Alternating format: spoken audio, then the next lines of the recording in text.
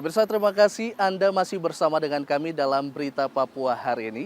Dan bagi Anda yang baru saja bergabung bersama kami, akan kami sajikan kembali berita utama kami di hari ini. Berikut cuplikan.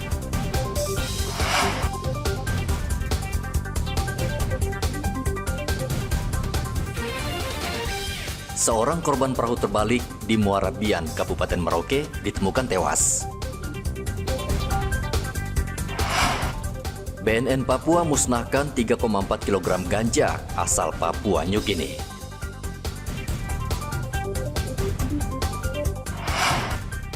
Pemprov Papua Selatan kekurangan dokter umum.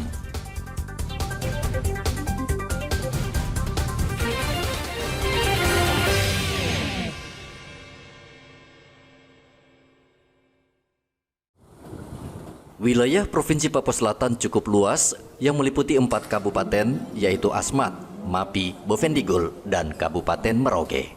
Selain luas, provinsi ini memiliki medan yang sulit dan memiliki kawasan dan pulau terluar yang letaknya sangat jauh. Kondisi ini menjadi tantangan bagi petugas medis yang bertugas di kawasan terluar dan terjauh.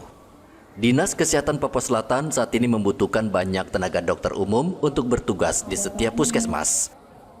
Tentu tidak mudah merekrut mereka karena kondisi wilayah dan keterbatasan fasilitas. Jadi kita ada jangka pendek, jangka menengah, dan jangka panjang dalam pemenuhan SDM kesehatan di Provinsi Papua Selatan, terutama dokter umum dan dokter gigi.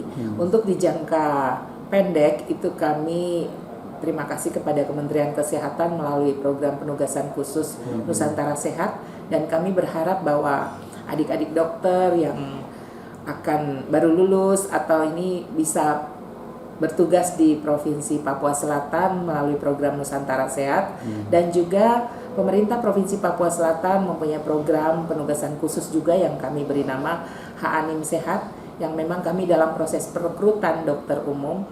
Saat ini Dinas Kesehatan Papua Selatan tengah melakukan langkah program pemenuhan tenaga dengan meminta bantuan tenaga dokter dari Kementerian Kesehatan melalui program Nusantara Sehat. Banyak dokter enggan bertugas di daerah terpencil, salah satu penyebab fasilitas yang belum memadai serta faktor keamanan. Muhammad Ridwan melaporkan dari Merauke, Papua Selatan. Pemerintah saat ini tengah gencar menghemat anggaran. Pengeluaran negara diperketat dan dipangkas, termasuk di Basarnas. Basarnas saat ini mendapat alokasi 1,011 triliun rupiah dari sebelumnya 1,497 triliun rupiah. Langkah penghematan ini tentu akan berdampak bagi operasional dan kegiatan badan ini. Namun Kepala Basarnas Merauke, Alman Imbiri, menjamin efisiensi anggaran tidak akan mempengaruhi gaji tenaga honor dan gaji pegawai.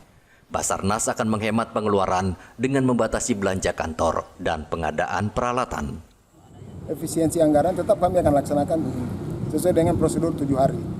Jadi tidak ada pengurangan, tidak ada yang mengurangi dalam tugas dan kinerja kita. Tetap kita laksanakan sesuai prosedur, yang dikurangi itu anggaran. Diutamakan untuk pegawai tidak dipotong dan juga honorer. Yang mungkin dipotong yaitu di efisiensi, bukan dipotong, di efisiensi yaitu pakaian dinas dan peralatan. Dan juga belanja barang. Belanja modal ditiadakan. Itu untuk di kantor pencarian dan pertolongan. Tetapi untuk pelaksanaan operasinya kita pun kena, tetapi namanya perintah tegak lurus, kita tetap melaksanakan perintah sesuai dengan apa yang diarahkan oleh pimpinan pusat. Basarnas Merauke juga menjamin penghematan anggaran ini tidak akan mempengaruhi operasi pencarian dan evakuasi korban yang mengalami bencana atau musibah.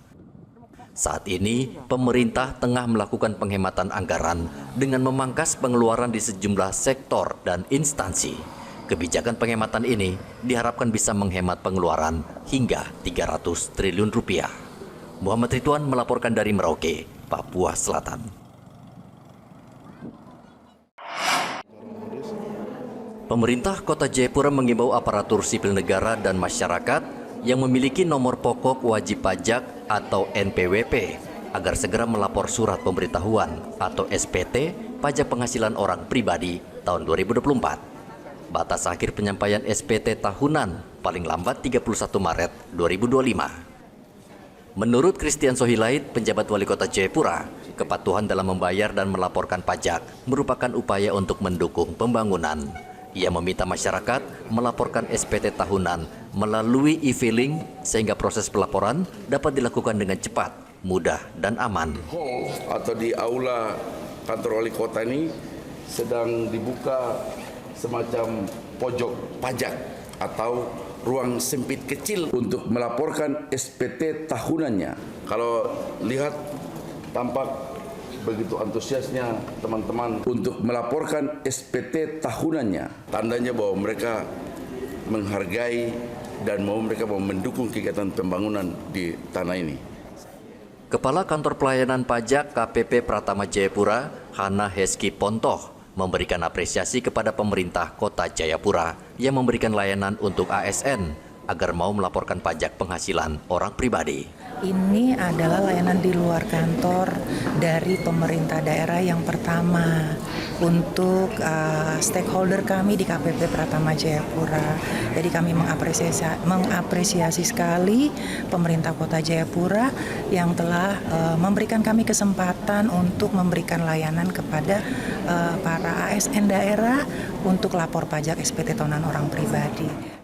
Untuk mengoptimalkan pelayanan, KPP Pratama Jayapura akan membuka layanan pojok di kantor wali kota Jayapura untuk membantu aparatur sipil negara dalam menyampaikan SPT tahunan secara tepat waktu. KPP Pratama Jayapura menargetkan 3.500 ASN di kota Jayapura dapat melaporkan SPT tahunan tepat waktu. Dari kota Jayapura, Papua, Hendra melaporkan.